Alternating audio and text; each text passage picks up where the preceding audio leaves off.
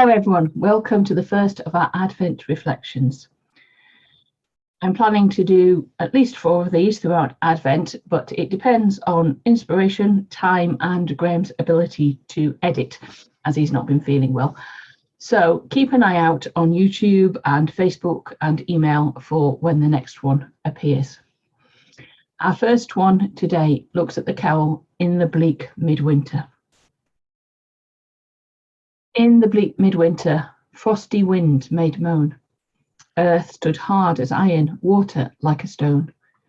Snow had fallen, snow on snow, snow on snow, in the bleak midwinter, long ago. The race for the Christmas #1 pop song has begun. Today, Ed Sheeran and Elton John have released their joint single, Merry Christmas, which brought both a tear to my eye and a smile to my lips, with lyrics that acknowledge the pain of the past year and those we have lost along the way, and a cheesy video that references Christmas hits of decades past. Meanwhile, the Church of England has released a new recording of the carol In the Bleak Midwinter as part of its campaign to encourage people to engage with the real message of Christmas. This is an interesting choice of carol for this purpose.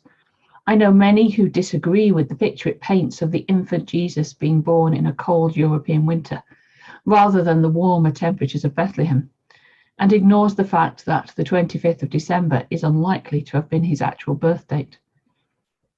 However, the truth is that in Britain, rightly or wrongly, this is the season in which we celebrate Christmas, a light in the darkness of winter. When In the Bleak Midwinter was originally written as a poem by Christina Rossetti in the 1870s, winter would have felt even bleaker than it does now, with no central heating or electricity.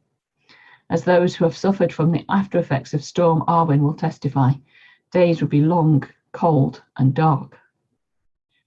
The carol reminds us that amid this bleakness comes the miracle of Jesus' birth, the simple story of a baby in a manger, without any of the extra details we have added to our depictions of the Nativity over the years. No donkeys, innkeepers, singing angels, or visiting wise men adorn this nativity scene. Just a mother loving her newborn baby. We might strive to make our Christmas celebrations perfect, reflecting the glossy world of the pop song. But Jesus came into a bleak and imperfect world. I'm sure Mary would have loved to have given birth in her own home, supported by her own family. Instead, she gave birth as a visitor in a borrowed room, reminding us that life is never as neat and organised as we might like.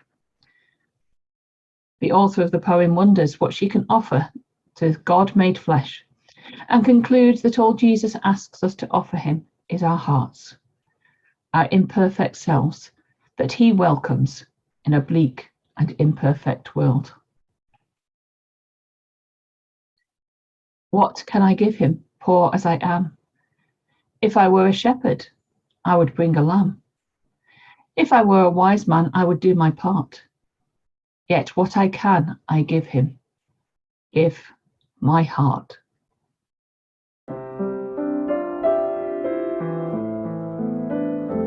Our God, heaven cannot hold him, nor earth sustain. Heaven and earth shall flee away when he comes to reign.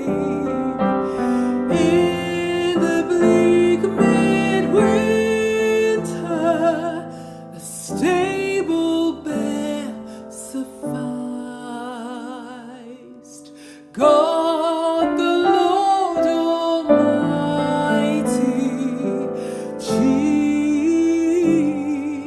Jesus Christ.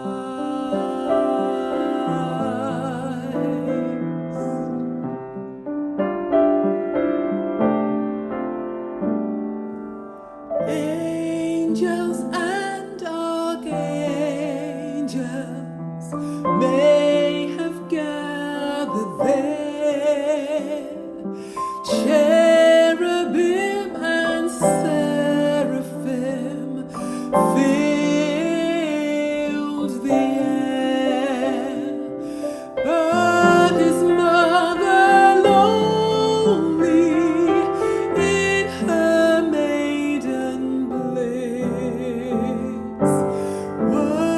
worships the